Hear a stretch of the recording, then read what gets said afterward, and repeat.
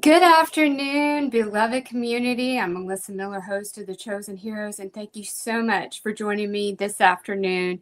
We have a very special guest today. His name is Dominic Halpin, and we're going to have a great discussion.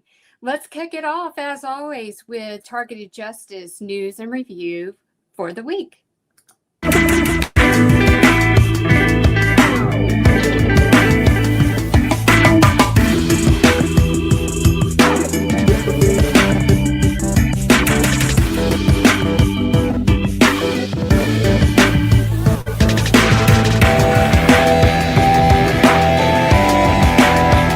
Where did the Rockefellers and Rothschilds hide their money? Much of it is hidden on the London Stock Exchange. They literally control the board of the LSE. Lloyd's Banking Group was founded in 1995. Yet, it has assets that total more than $2 quadrillion. The total number of outstanding shares is being hidden. This bank has more assets than all other banks in the world combined. It has 10 times more market capitalization than the entire NYSE. Do your homework and count the number of outstanding shares prior to 2016. Spread awareness by getting a cool magnet like this one for your car or truck from bestofsigns.com.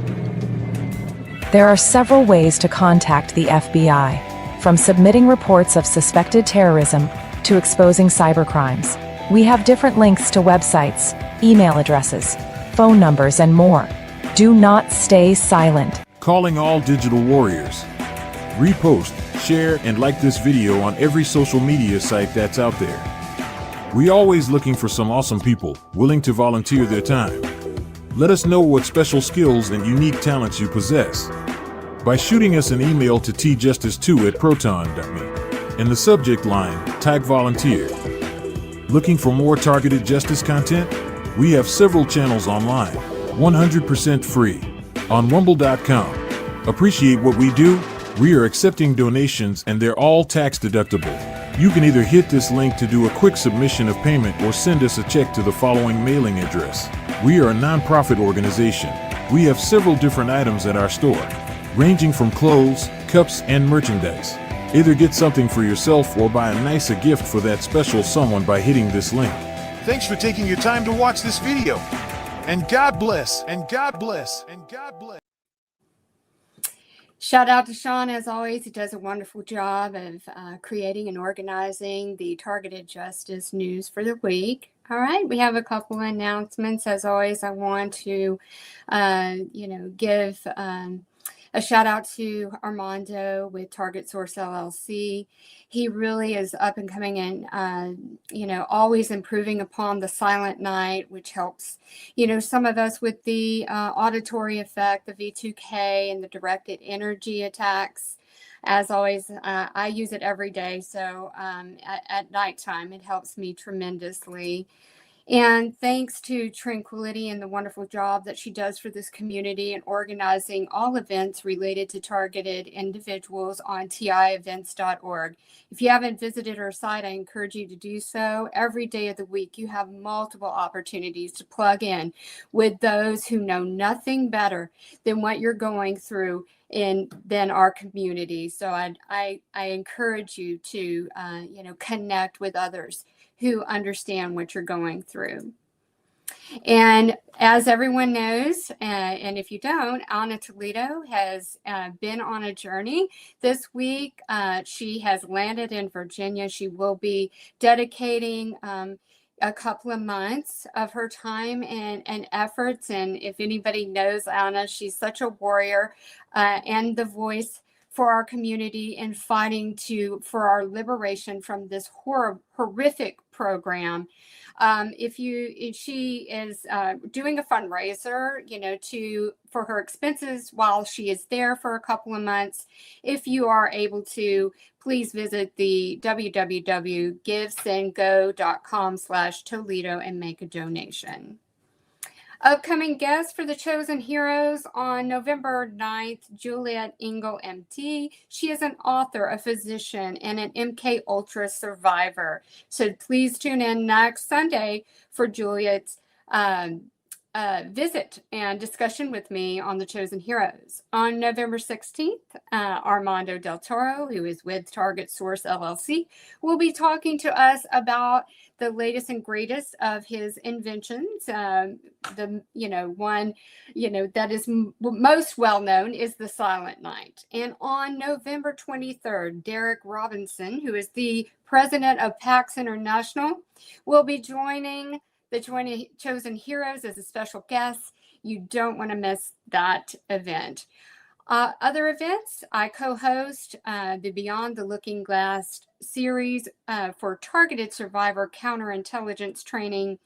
It's a bi-weekly teleconference. The next one up is November 8th with Jamie Rice, who is the quantum reality studies guru and has created the poly-sci method for countering these attacks that we go through.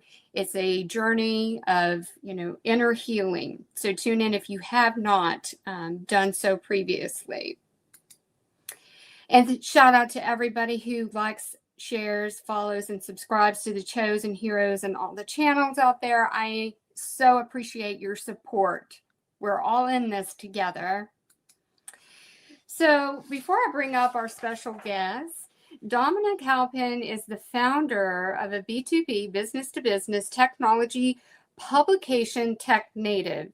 Dominic began experiencing being targeted by Neuroweapons in 2023 and has experienced a range of symptoms driving him to create the documentary Cognitive Liberty, Neuroweapons and the Fight for Brain Privacy. If you have not yet checked out that documentary, I encourage you to do so. When I publish this podcast today, I will include a link to that documentary within the description. Dominic is motivated to expose these weapons and will continue to fight for full disclosure and regulation against electromagnetic torture. He is about to release his second documentary filmed with Targeted Justice at Targeted Action 2025 called Cognitive Liberty, Mind Control. Save the date. It's coming out this week, November 5th. So mark your calendars for that. You do not want to miss it. Without further ado, let's bring Dominic up to the stage. Hi, Dominic. Thanks so much for joining me here today. I'm just so excited about your guest experience and to hear more about your upcoming documentary. So the targeting for you began in 2022, but you became aware of started experiencing the electronic harassment in 2023. And with you being the founder of the B2B technology publication TechNative, did your targeting begin after a specific project you were working on, or how did you become aware that you were being targeted? And what events led up to it prior to that recognition? Sure. So I retweeted something about the British royal family, and I had then, I tell the full story in the film, so I'll save that part. But I basically started getting gang stalked everywhere. I moved cities, I was attacked. And so I thought I've got to get out of here. But I moved cities. So I moved out of London to the south coast of England. I've lived in London all my life. Moved to the south coast of England, and the gang stalking followed me there. But interestingly, I only had one gang stalker. It would be the same person. I would go somewhere, I'd be going to the shops, and this person would be there waiting for me with her phone waving about. But it was, it was kind of very intimidating. But it was kind of just the one person. So I guess they didn't have the resources, the kind of contacts to hire people for that part of England. So they just had the one. So then the gang stalking went on for about a year. The electronic harassment then started. Actually, I was thinking about it a few days ago, because my electronic harassment started on Halloween 2023. So it's 2 years and 2 days now that I've been experiencing these zaps and shocks that respond to every thought that you have. So 2 years of experiencing that, and it definitely a day that you can't forget. Halloween. But so you started experiencing that in your directed energy attacks are like responsive to thoughts that you have, in addition to being the gang stalking, which I myself experienced that in the beginning as well, prior to those directed energy attacks. It almost seems like it's a precursor of them trying to kind of, condition you to be in that hyper reactive state of, where you're in that fight and flight mode. And I think that's just all part of the many tactics that they try to use on us.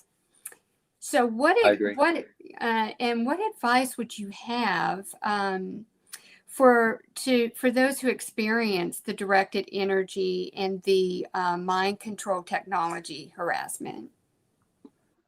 I probably wouldn't be a good person to give advice, because my way of dealing with it is just swearing at them and swearing that I'm going to end this program and I'm going to put you out of a job and that kind of thing. So I'm, I'm probably not dealing with it as well as some people. But yeah, in terms of advice, I would say we're going to shut it down. We're coming for them, and more people are taking it seriously, because I think we've got this, the neurotechnology, consumer neurotechnology folks now are very open about, look, we can now read brainwaves, we can now record your dreams. So it kind of makes what we're experiencing a lot more, plausible. So I think we're kind of at that point where somebody's going to say, hang on a second, these people have all seemed to be, but with the gang stalking, I think that part of that is to make us sound crazy. Because if you all of a sudden say, hey, it's my neighbor, or everyone seems to be following me, or I always see the same people, or everyone's taking pictures of me,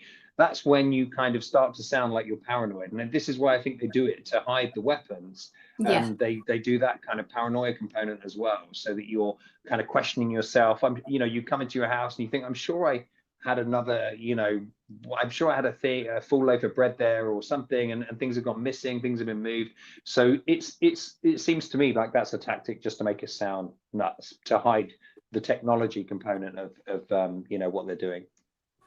Yeah, it's like this perfect psyop of, just setting people up that are having these weapons used against them, and to make them, to discredit them and make them appear like they're delusional or maybe suffering a mental illness event, and, using frequencies to manipulate emotion and elicit anger and fear. And, you're trying to fight out for, your, what is being done in these attacks against you.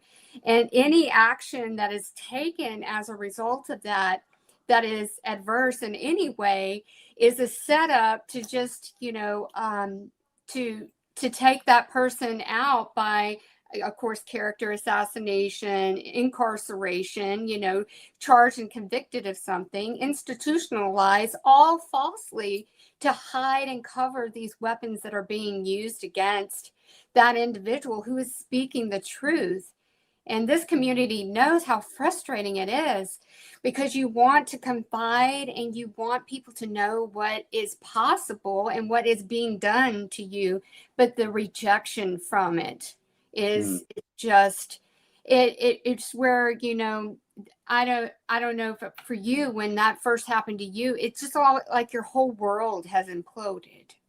Oh, absolutely. Your whole world melts away. And obviously friends and family don't believe you, they start kind of, making you question yourself. And I do wonder how many people have been through the mental health industry who have actually just been a victim of testing, or they've been a whistleblower and then they've had their life completely destroyed. And I think that comes across, when I met a lot of the targets at Targeted Action, that certainly came across to me as being a big issue. Their lives have been completely decimated. Many people are homeless. They've lost jobs. Their relationships have broke down. Maybe they've had a divorce because of it. There's so many things. It's just a complete trail of carnage that this program has left.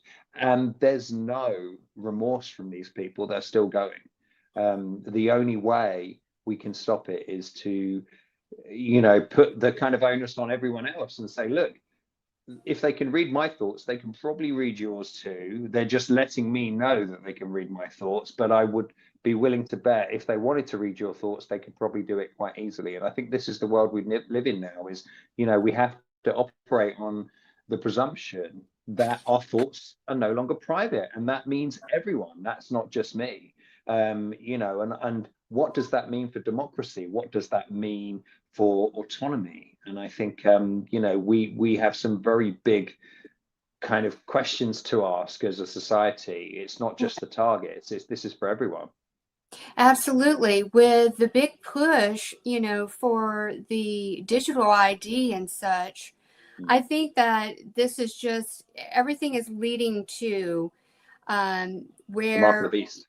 yeah, it's just like, the violation of, our sovereignty, our autonomy, our our thoughts and our cognitive, rights being violated in such an intrusive way. Like, you can't have anything that is sacred in a moment. And I think that was like one of the deeper pitfalls that I kind of fell into, because when your privacy is and your body is violated in such an intrusive way, it's like that is where you feel like you have no sanctuary whatsoever, because every single moment is intercepted, your thoughts before you even think them, and then the ability to just kind of override, and intrude your thoughts with, these implanted thoughts and dream manipulation. Yeah. It just goes on and on and on. And, it sounds so, out there and sci-fi to so many people. They can't their brains cannot digest it, but it is the reality that each and every one of us live and breathe on a 24/7 basis.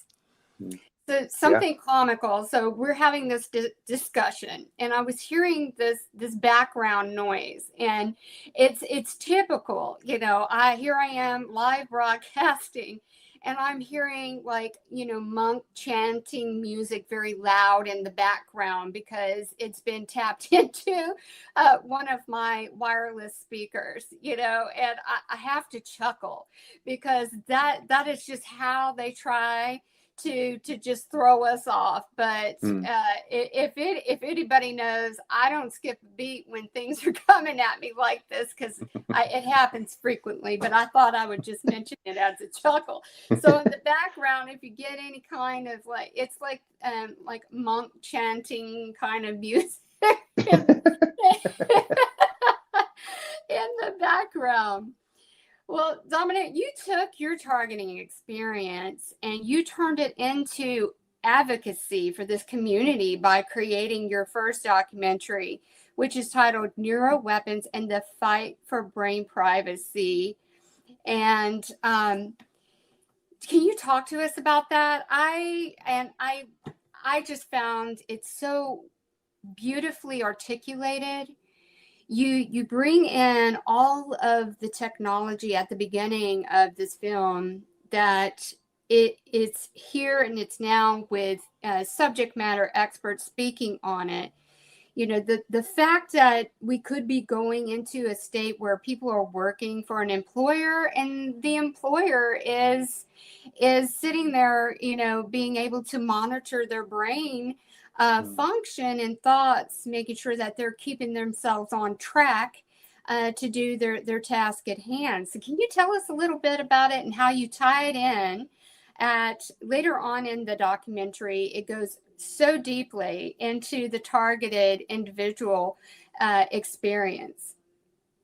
Sure. Well, it's interesting you say about the monitoring your attention levels at work, because did you know, I didn't include this in the first film. I was thinking about it. I did have a couple of interview segments about it though, but they're actually doing that in China already. 2 kids, they're making kids wear neurotechnology in school. They're testing neurotechnology to check for attention on young kids in school, which is crazy. But with the targeting, I mean, with the first film, I realize the challenge we have is that we have to bring everyone along. You can't just say to people who are normies, hey, they're reading our thoughts, or, you know, there's this massive gang stalking operation going on. You have to kind of, you know, show them mainstream sources and the World Economic Forum and all that. And I thought, well, okay, so what I need to do is really show people that this technology is about to hit the consumer market. And so, as we know, military technology is usually 25, 50 years ahead of what we see on the consumer side. You know, they invented the internet about 50 years before we got access to it. So the idea that you know, what I kind of had, the idea I had was really to get the Neuro Rights Foundation and people who are, you know, campaigning for freedom of thought, that kind of thing, and the right to freedom of thought. I thought, as you say, get those subject matter experts talking alongside. Look, it's only a short hop from what they're saying to what we're experiencing. And so, yeah, that was my kind of idea when I created that documentary, was to try and bring people along from the technology side to say, look, there's also this horrific thing happening. But the second one is very different. The second one is purely about the targeting, and is yeah, a very different film to the first one. And I can't wait to see the full film. And we'll be playing momentarily a snippet from the upcoming documentary, which is Cognitive Liberty Mind Control. But before we do that, you're on the advisory board for Targeted Justice. So how did you come to join their mission? So Dr. Burr reached out to me after he'd seen the film, and he asked me. I had a call with Richard and Anna, and then that was it. I was pretty much, a few weeks later, I was in Washington D.C. spending a week with them in a house, obviously while they were working on their targeted action. So it's all been a bit of a whirlwind, but I'm very grateful for it, because it's been fantastic. Oh, that's amazing. And then you started filming this new documentary at the Targeted Justice, Targeted Action 2025 event. So what were your thoughts on the event itself? It was incredible. You had different targets kind of, you know, coming for different days. So I guess people were traveling from all across America to you know, to attend for a day, and then you'd never see them again. But I met so many different people, heard so many wonderful and really heartfelt testimony, and I learned a lot. There were a lot of things I didn't realize about the targeting phenomenon. You know, as we kind of said before the show, the things V2K is saying to people, or the idea that they're putting family members' voices in people's heads and that kind of thing. So yeah, it was a real kind. I guess I realized by going how big this thing is, and how horrific it is. It certainly seems to be a lot sicker than just a government program. This is a very dark program that is going on, and there is a mind control element to it, I think, an MK Ultra element to it, I think. So you know, that was my takeaway from Targeted Action. But I guess seeing Anna and seeing Richard and what they do behind the scenes, and you know, pulling everything together and meeting the rest of the board, and apart from Dr. Burr, it was fantastic. And we had, you know, there were a lot of laughs in the house. We had a lot of fun, shared a lot of jokes. There was some praying, and it was wonderful. A really, really nice experience.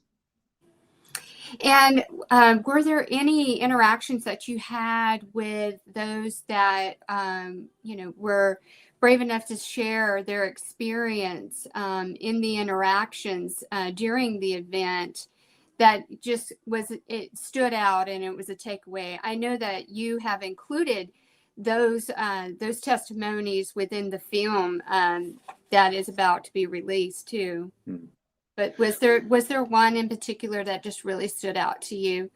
There wasn't one. I absolutely love everyone who I interviewed. I mean, I've been watching it back. Obviously, I've seen the film myself now 4 or 5 times, and some of it, you know, there's genuine emotion. And I guess because I've worked in the corporate world, I filmed a lot of corporate interviews and promotional, you know, videos and that kind of thing. So I've never had anyone cry on camera before. And yet when I was at Targeted Action, I was having maybe 2-3 people a day crying on camera. So and you kind of almost feel like you want to turn the camera off because you're kind of capturing their really delicate moment. But of course they didn't ask me to, so I thought, well, this is going to make for great viewing in terms of helping us get empathy for what we're actually going for, because there's real emotion and people can see what people are really going through with in this film. And yeah, I don't think anyone's going to be able to argue with this much testimony. There's no loonies in this film. It's all really nice people sharing their really horrific experiences. And it was wonderful to meet them all. And I feel grateful and honored to everyone who sat in front of my camera. Yes, and it is an emotional. We carry around this. We've put that brave face on, and each day we get up and we're in the good fight for it. And when you start to share, which I think sharing is very important, it's where we have the challenge is the receptiveness of it, but within our community it's a safe space we can share. I know some in the community, we have to know that, some people are just going to be negative, even within our own community, but you have to look at it from a frequency standpoint of how they're bathing us in these frequencies, which can put us in a more agitated or combative state too. So we have to be really cognizant, even in our own day-to-day reactions, and just taking measures like using breath work and trying to center ourselves, because, these frequencies are always, on us. So we're about to play a sneak preview clip of Cognitive Liberty Mind Control. But before we do, would you like to kind of give that introduction discussion on your latest documentary? And, you had stated it focuses solely really on this time around on the targeted individual journey, and the goal of it to help spread that global awareness for those that are unaware of the targeting program. So you want to talk to us a little bit before I play the clip? Sure. It's a horror film. So this is obviously a horror story that we're living. But I guess I made it for people to be able to show non-targets. So I made it for the normies. It explains everything. Targeted individuals, of course, are not going to learn anything new in terms of, what this phenomena is or where it's coming from, but they are going to be able to show friends and family to say, hey, look, people are fighting this. There's footage of us, or I should say Anna, meeting people in Congress, 2 representatives of congressmen. I think that's one thing people will really enjoy, is seeing Anna behind the scenes and how much she is fighting. And I captured some of that on camera, and Richard, of course, as well. And I owe Richard a lot for guidance on the film, because he gave me a lot of great threads that I followed to add some extra content in there. It's a package for you to be able to show people that don't understand, and help them understand what you're going through by seeing other people's testimony. Excellent. So I'm so excited to play a sneak preview of this, and thank you for allowing the audience to see it as well. So now we're going to bring up Cognitive Liberty Mind Control. These are very covert weapons, aren't they? This weapon is designed to bathe a target's living quarters in microwaves. They're designed to make the target feel like they're crazy. Delusional, fantastical, crazy talk. It was the lyrics of the song being said out loud in a robotic voice. I froze. I started to hear family members and friends' voices in my head. If you're a religious person, they might try to pretend to be an angel or a demon or something. There were visuals being sent to me while I was driving. There was a car accident. The vehicle that I was in rolled over. Somebody is touching you and doing sexual acts, but there's nobody there. They wanted me to know. It was like I could feel this vibrating.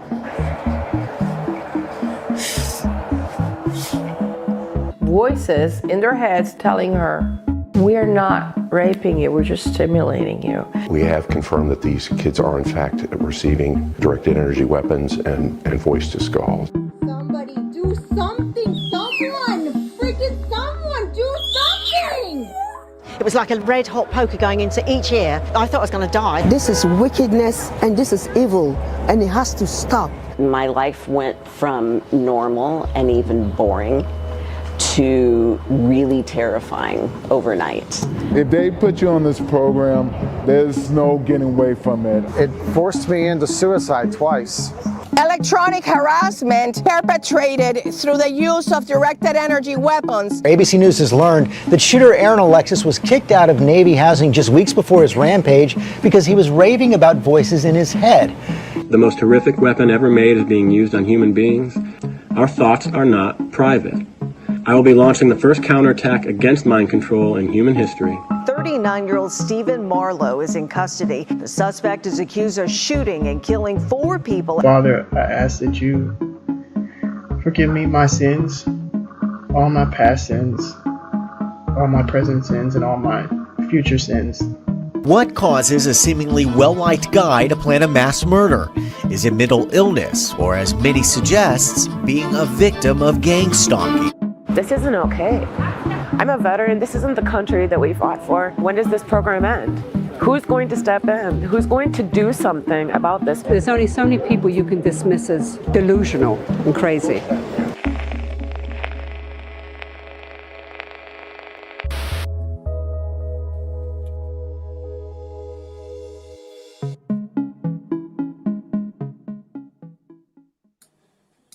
Wow, this is so powerful. I mean, and emotional.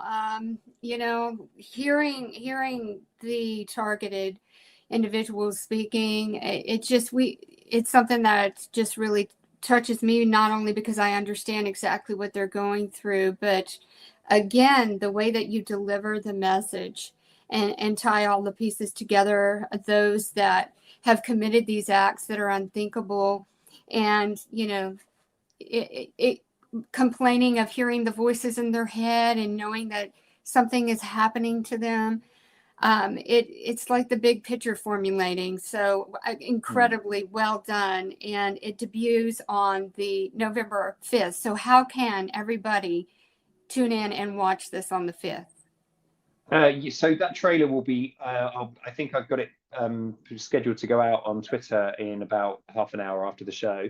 But the film will be on YouTube, X, and Rumble. So I worried about YouTube because, they've got some tough rules. And I think this one, as opposed to the first one, which was quite kind of vanilla, this one is very, close to the mark in terms of what might be their terms of service. So we'll find out. But definitely YouTube, X, and Rumble. Excellent. And in the description for the podcast today, I will have the link to Dominic's YouTube channel. I did have it up on the slide too. If you search for Cognitive Liberty, that is the name of the channel, correct? Or are you doing a different channel for this film? No, that's the one. That's the one. Yeah. So. All right. Perfect. So how can the TI community help raise awareness about this film and help promote it? Well, I mean, if anyone wants a copy in terms of, an MP4 to be able to share, to be able to send to their local politician, then, feel free to get in touch with me. I'll be happy to supply that.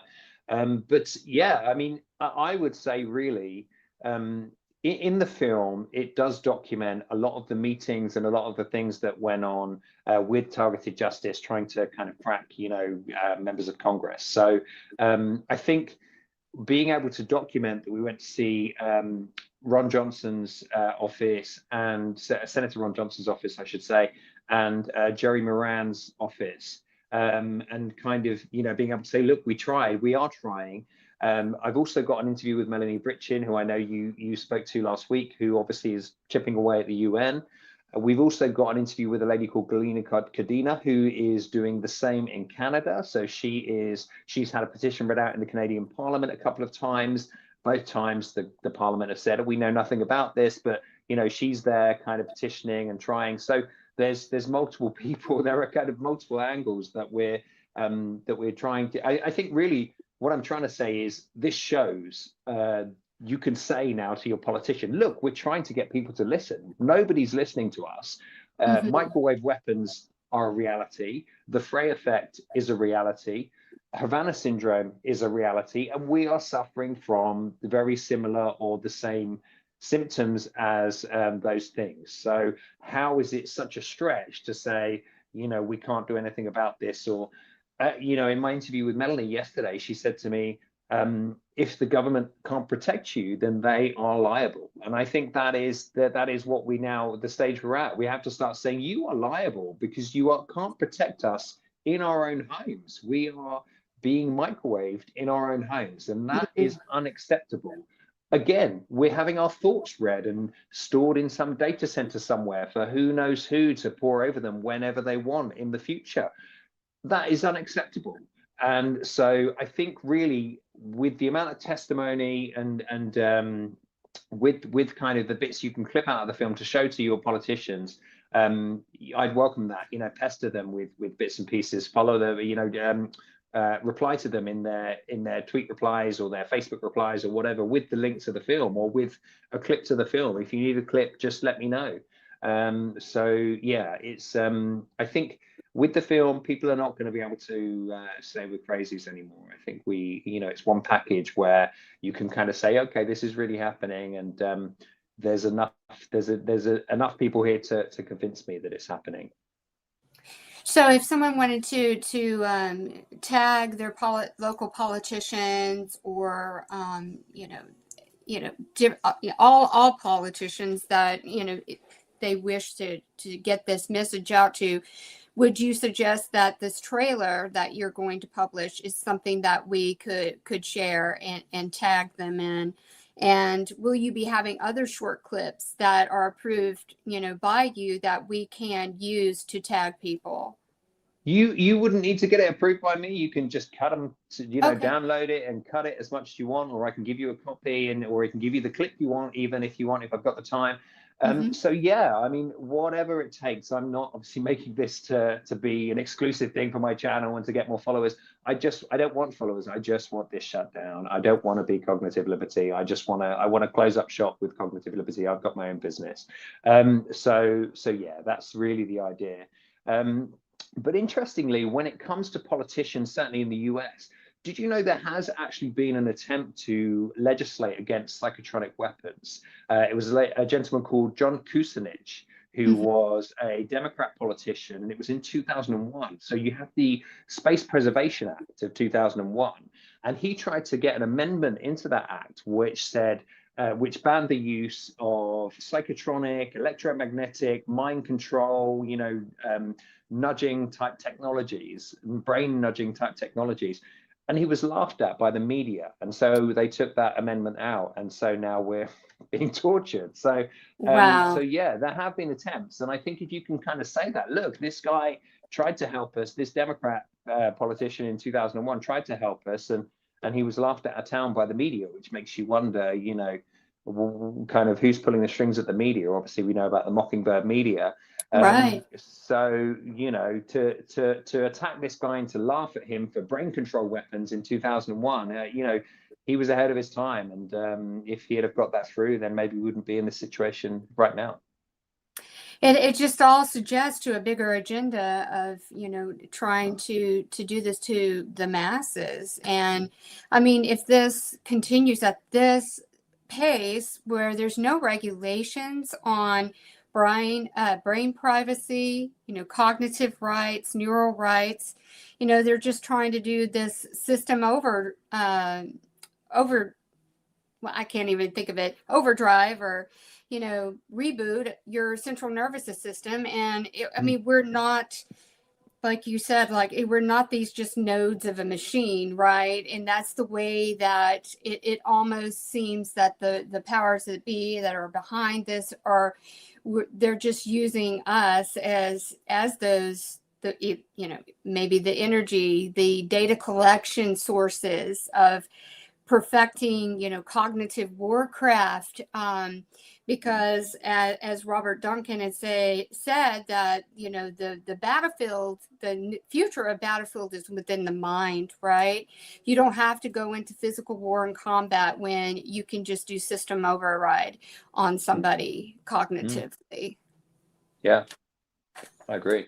And that's the world we're in, I'm afraid, at the moment.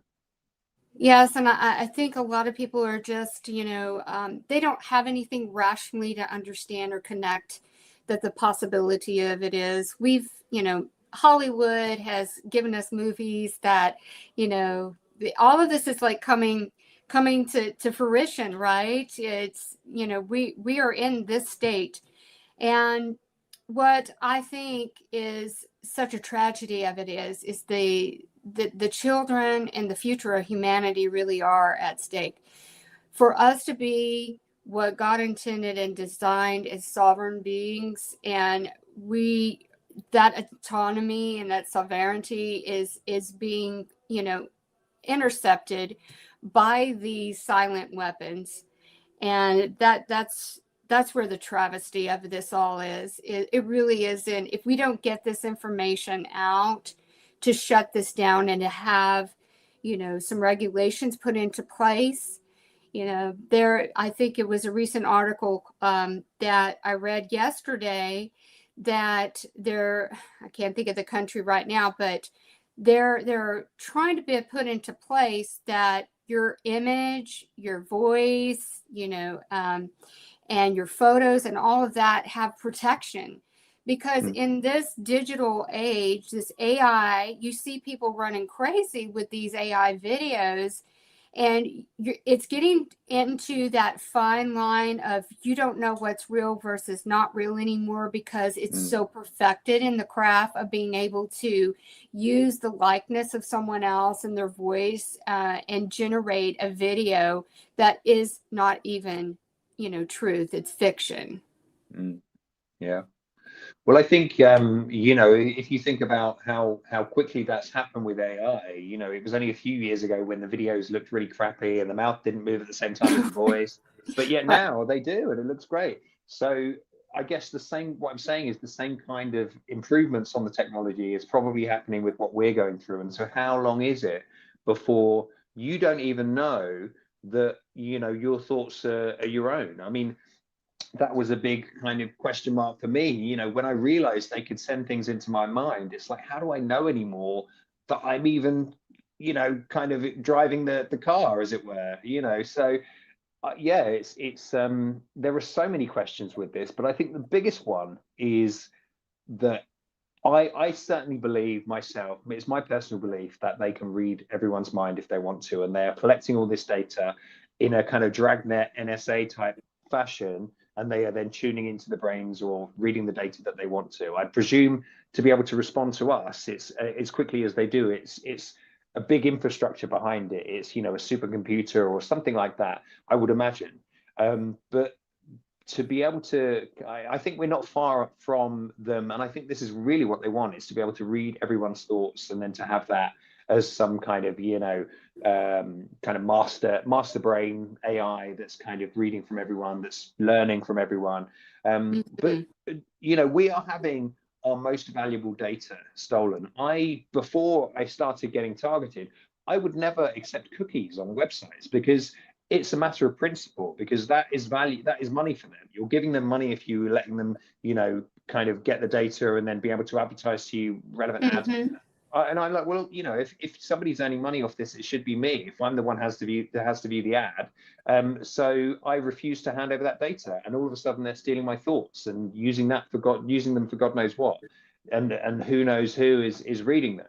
So yeah, I think really what they want is the data. There's a saying in the tech industry that data is the new oil or the new gold, and I think, if they can kind of get the whole data set, especially when, like now you have two targets talking to each other and they can kind of compare, okay, what does this brain think at the same time as, how do conversations work in the brain between two when they can read both the brains?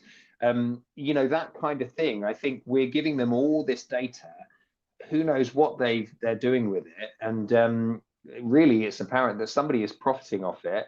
We're getting tortured, and there are some people, in my opinion, who are being talked into mass shootings or murdering their neighbor because they think it's the neighbor doing it, or and who knows that terrorism, who knows if you're hearing the voice of God in your head, who knows what people could be talked into doing.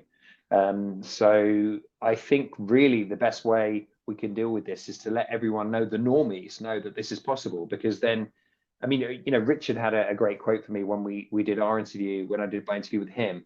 He kind of said that the first 6 months for TIs is the most important, and that's really when we want to catch people, because they don't know what's going on, and some end up dead, some end up in an asylum, some end up maybe in a pool of somebody else's blood.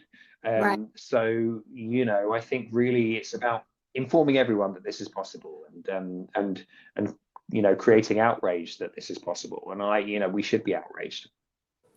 Yes, and it's very important for people to understand too that it could happen to anybody at any time. I think, and this has been said before, but it seems like it suggests that because there's no, it doesn't have to necessarily have to have an implant, because these frequencies, this microwave frequencies and everything that can embed you, it can definitely be done.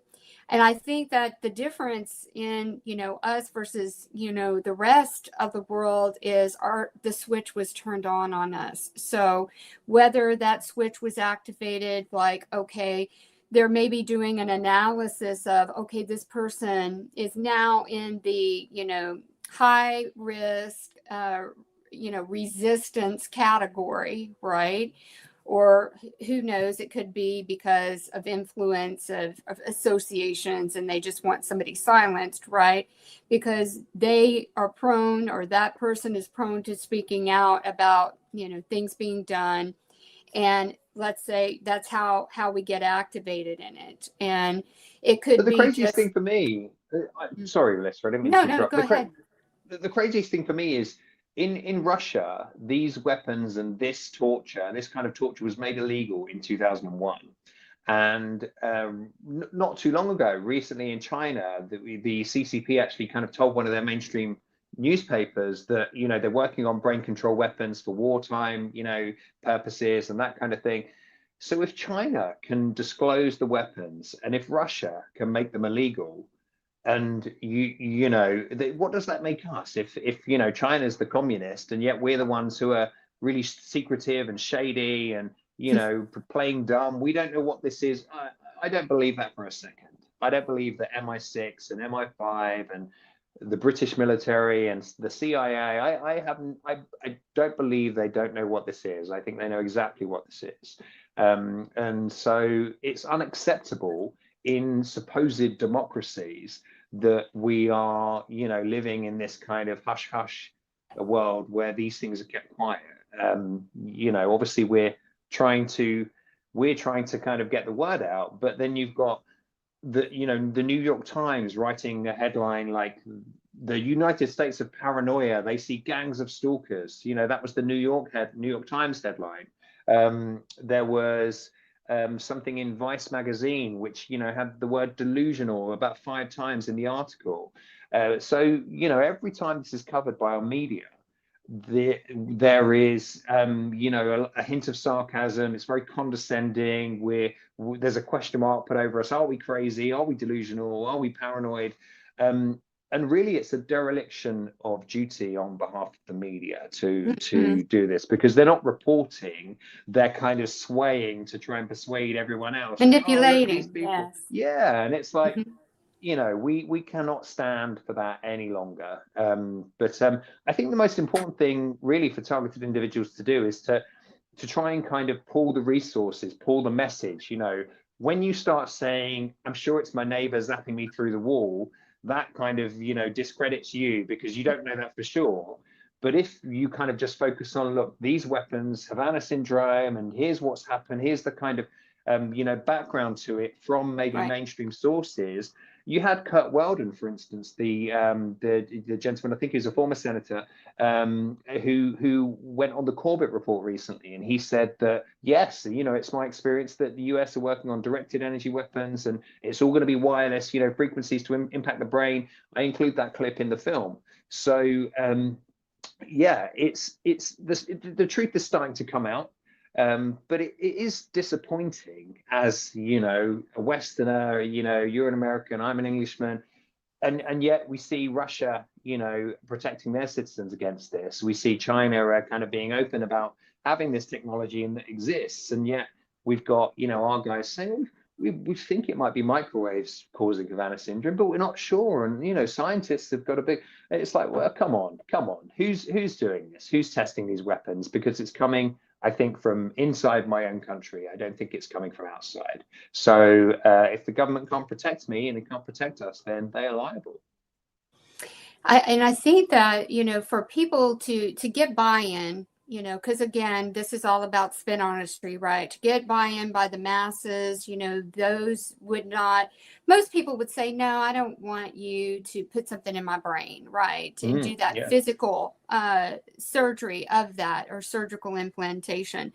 So then it evolved into, a no-touch way of, being able to manipulate someone and to target them and to cloak them in frequency, using the frequency manipulation against others and then of course gauge the response or the resistance and compare minds, one mind versus other minds who are more easily influenced versus it's going to take a little bit more effort.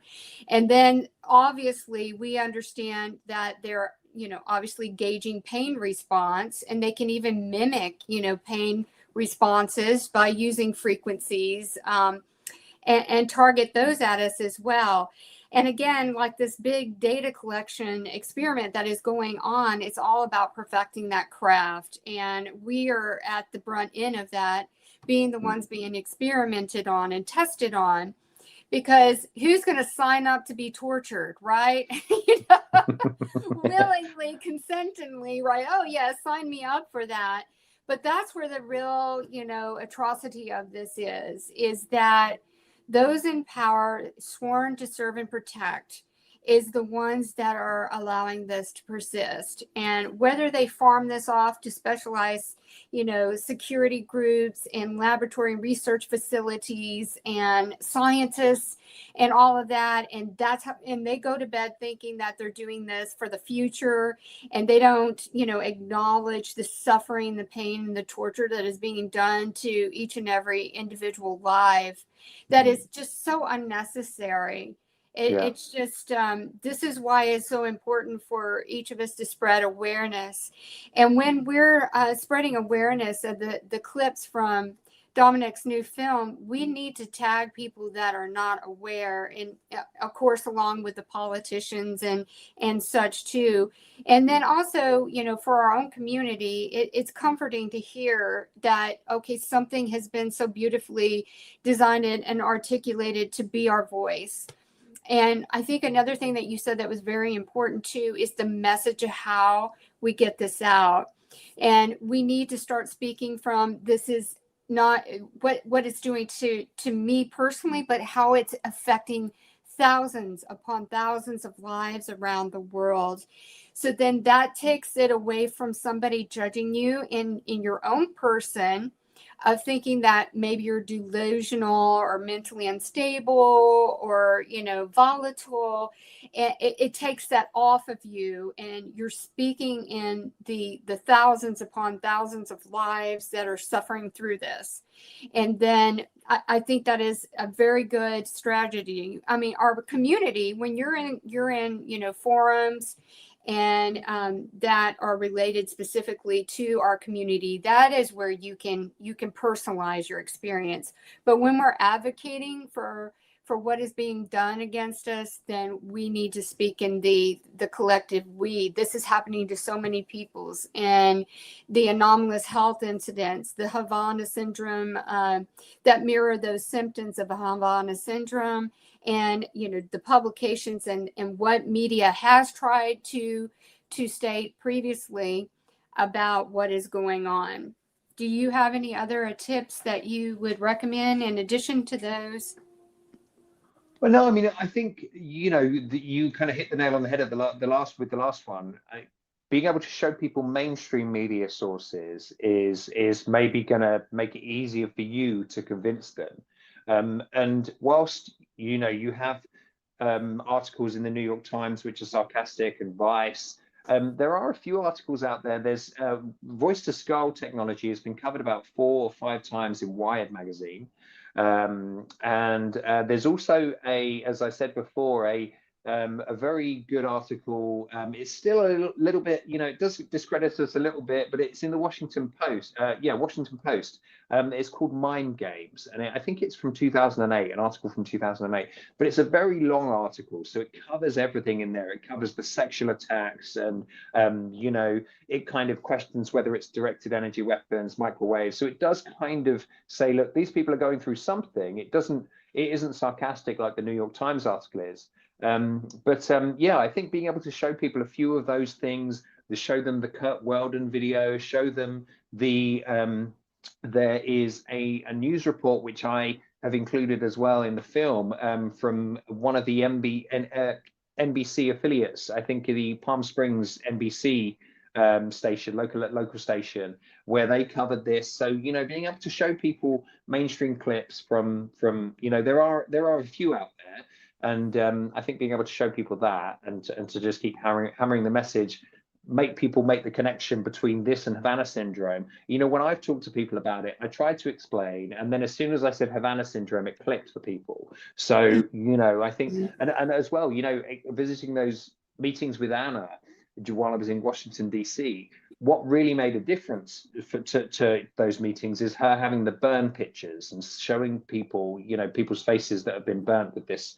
With these directed energy weapons. So, there are a few things where we get a nice, that do open the door for you. And I think those are the things. So, and for me, I'm making films about it. So, that's what I do. I wouldn't recommend it to everyone. It's a lot of work, but hey. And you're so gifted and talented at it. It's just so well articulated. It's for a heartfelt thanks to you from this whole community for all the efforts that you have put into these films. And I really do foresee that once people view cognitive liberty mind control, that you're probably going to be getting contacted by journalists. So how would those journalists reach out to you? Let's say they see that, a clip and want to get in touch with you. Well, they can do it through the website. That's one thing actually for targets, is to start tagging journalists from Wired, journalists from big publications, and say, look, I'm in this film, or my friend's in this film, or what I'm going through is in this film. And that's, I think the intention with the film is it's kind of one package with everything that we go through in there, from the kind of, psychological abuse that is part of the street theater, and the gang stalking, or the home break-ins, and the things the B2K says to you, for instance, and the dream manipulation. Actually, I didn't cover the dream manipulation in the film, but I do experience that as well often. I've kind of put together one package that is a kind of targeted individuals for dummies, if you like, and that's what the new film is. But as I say, it also documents attempts with the US government, with the British government, with the UN, and with the Canadian Parliament to, get some awareness about this. And it shows the reaction, certainly in Washington, it shows the reaction that we get when we try to do that. And I think then, having that on film is then embarrassing to the people that attended those meetings. And so we can kind of hold that up then to Ron Johnson and Jerry Moran and Tulsi Gabbard, and, say, hey, look, please help us. Something's going on. We're not trying to doorstop you and say, hey, we told you and you didn't do anything. But really, what else can we do? We're trying to move the needle here, and it's very difficult when people don't take us seriously or think we're loonies. Right, and I think your film will raise that bar of accountability. It's like these things cannot be swept under the rug, what is being done to innocent civilians worldwide any longer. It's time for action. There's time for regulations, biologically, cognitively, all of it. It is just so invasive. It's just free will surveillance and interference of our biological structures. I think that this is really going to help open some doors, and I love the suggestion that you made for us to start tagging these news outlets, like you said, publishers of Wired Magazine, Gateway Pundit, all of these, and journalists that are, have, huge followers and such. Someone needs to, be brave in that suit and, take it up and cover it, because again, you have, handed them the, like you said, TIs for dummies, and included all of that pertinent information that gives the receipts that many people around the world are experiencing. This can no longer be deniable, because our voices are out there. We're trying to bring awareness. The film, it does a beautiful job in articulating that. And when you said that the journalists could reach out to your website, are you referring to your TechNative website? Yeah, they can reach out to me there as well. They can reach out to me on Twitter, and my DMs are open anywhere at all. So I'm sure they won't have any problem getting in touch if they need to. And for those in attendance and watching, Dominic's X page is at DOM_HALPIN. And then you also have an X page for TechNative at TechNative as well on X. The YouTube channel is called Cognitive Liberty. I advise everybody today, go out and subscribe. That way, when the new film is loaded for the Cognitive Liberty Mind Control, you'll get notification. Knowing that it is YouTube, I've experienced a lot of censorship from YouTube as well. So, but then you're going to have it on X. And you said there was another social media that you'll have it as well. What channels? Yeah, I'm going to put it on X, Rumble, and YouTube. So hopefully that will do. But I mean, failing that, if I get kicked off of YouTube, I do have a kind of business video hosting site that I use called JW Player for my website. So I can host it on my website if all else fails. And what is your YouTube channel handle? I mean, your Rumble channel, sorry. I can't remember the exact handle. I think it just might be at Cognitive Liberty, but it's if you search for Cognitive Liberty, you'll find it. Okay. All right. Everybody needs to do a search and subscribe there as well. So is there a follow-up project that you're thinking about doing after this film? I know you're just now getting past this one, but are any ideas you might be thinking about for the future? I don't know, to be honest with you. I mean, I'm kind of just putting the last finishing touches to the new one, a few sound tweaks here and there I've been working on today. But I haven't really thought about it yet. But then somebody asked me when I finished the first film, what are you going to do now that you've done all this work? The first one was kind of 4 months of work. This one's only taken 2 months, although this one is much better.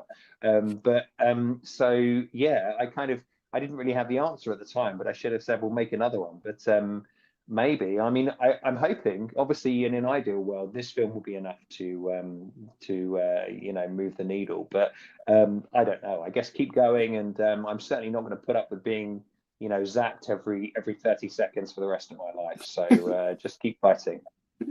I appreciate all your efforts and everything that you've done for this community. Thank you, Melissa. You just have such, God-given talents for pulling all of this information together in a very digestible way for, those that are unaware. So I stand firm with you. I think that this is really going to gain attention of those. It's presented in such a way that, to me, someone who is really a true journalist they would be a fool not to pick this up and to spread this awareness. Like, again, this is for humanity. This isn't, let's just, pull the covers over our eyes and pretend this doesn't exist anymore. There's just so many things shaking around the world where we have been, it's been revealed that, we've had a lot of deceptions. We came into this earth, under, certain things that we believe that have been debunked since then. So I think the ground is prime. I've always said this. We just have to continue to strike while it's hot. And thanks to you, that needle will move for us.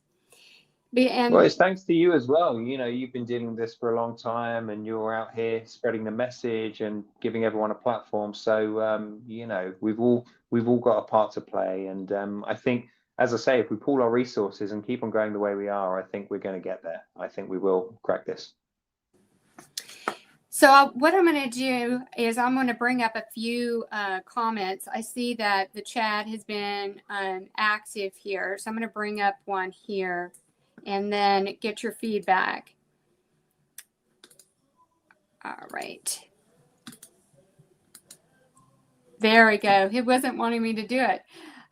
So Michael says, I think many politicians are protected from neuroweapons, mind control, etc. They have effective countermeasures. Do you believe that that's true too? Or do you think they just are unknowing?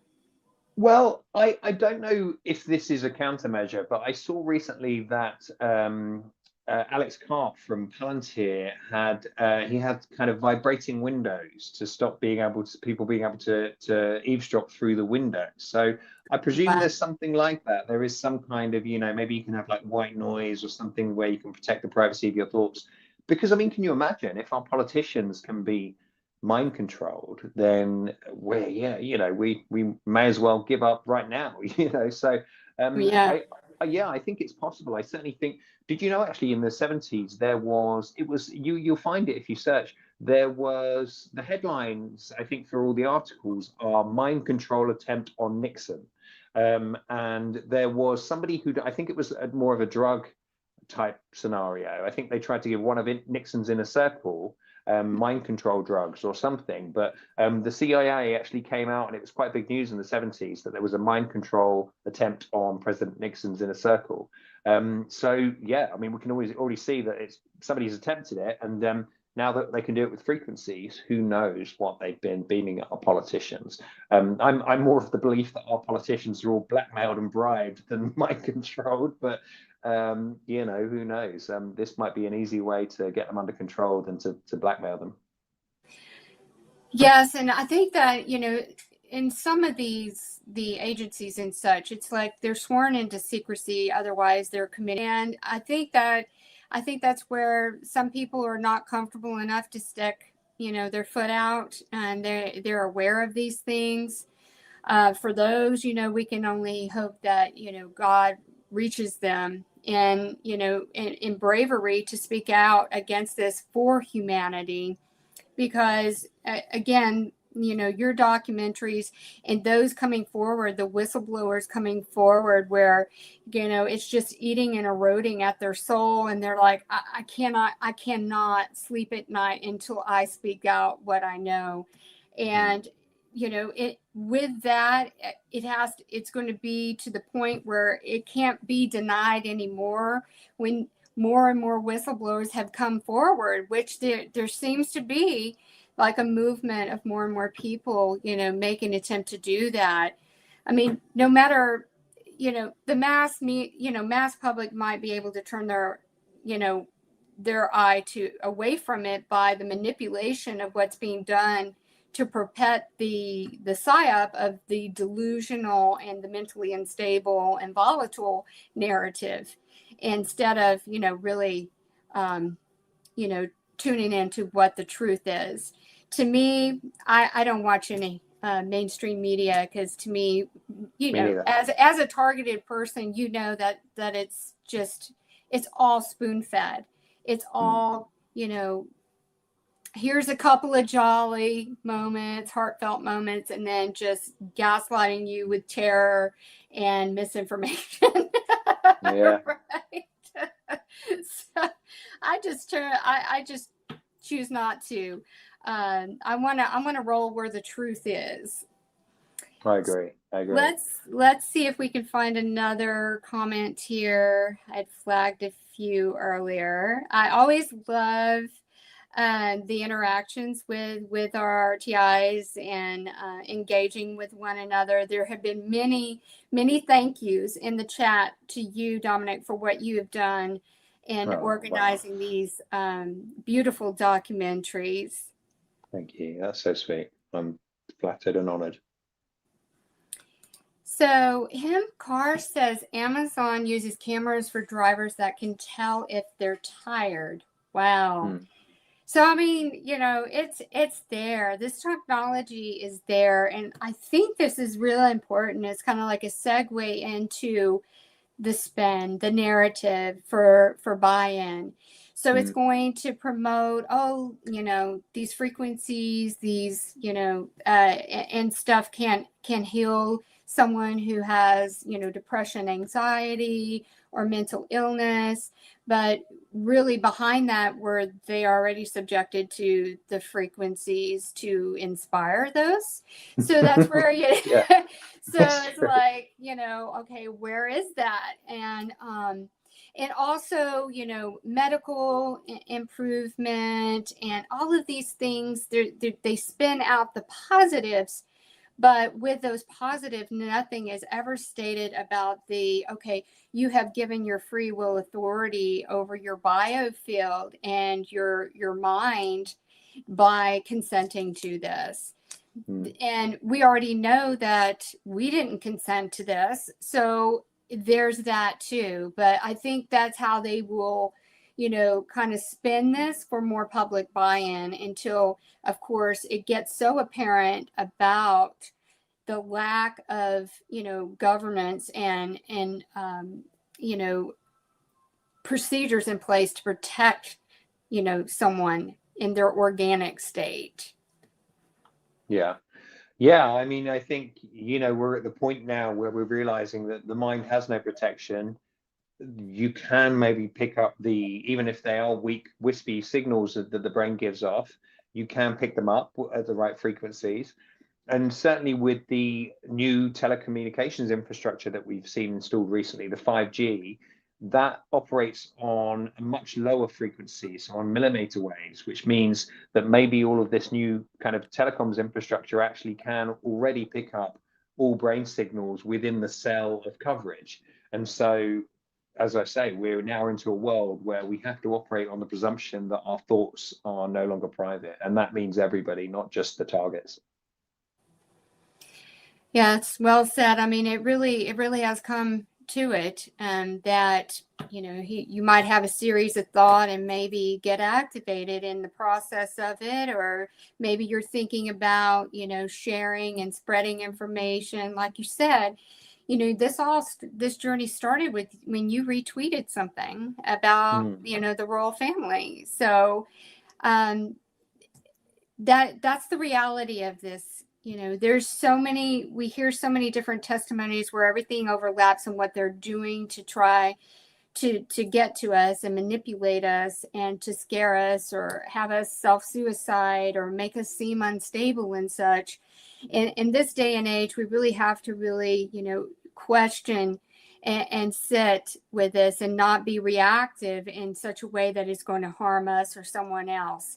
That is where we have that free will choice. Yes, these atrocities are being done to us, but we have to regain that sense of urgency over ourselves to do no harm, because the harm is being done to us, but we can't return it with harm. So this has just been such a great discussion. So many people have been stating about they were very excited about the clip and the work that you have done for our community. So again, heartfelt thanks from all of us. Any final words you'd like to tell our audience before we go today? I would say I hope you enjoy the film. It comes out Wednesday around 7 p.m. UK time. So I don't know what time that would be. It's I think around about 9 o'clock now here. So yeah, it would be kind of your afternoon on Wednesday. Yeah, let me know if you've got any tips for anything that I've missed in the film, or you know, if you want to share your story, we can talk about that maybe for the next one. Open to everything, and keen to get this shut down. So whatever we can do. And yeah, thanks. I appreciate people watching my work. Excellent, excellent. And again, that live stream, well, not live stream, but you'll be able to access it on Dominic's X page, Rumble, which is Cognitive Liberty, and YouTube. Also, the channel is Cognitive Liberty. So make sure that you subscribe and set your reminders. That way, when it does drop, then it'll be there for you.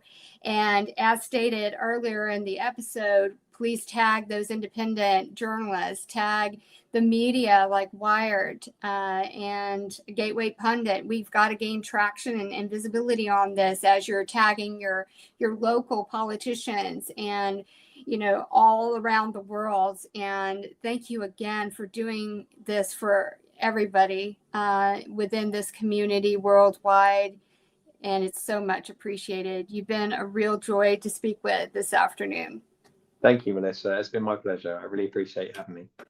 Thanks so much. And again, I look forward to seeing the film coming out on Wednesday. And thank you and God bless. God bless. God bless.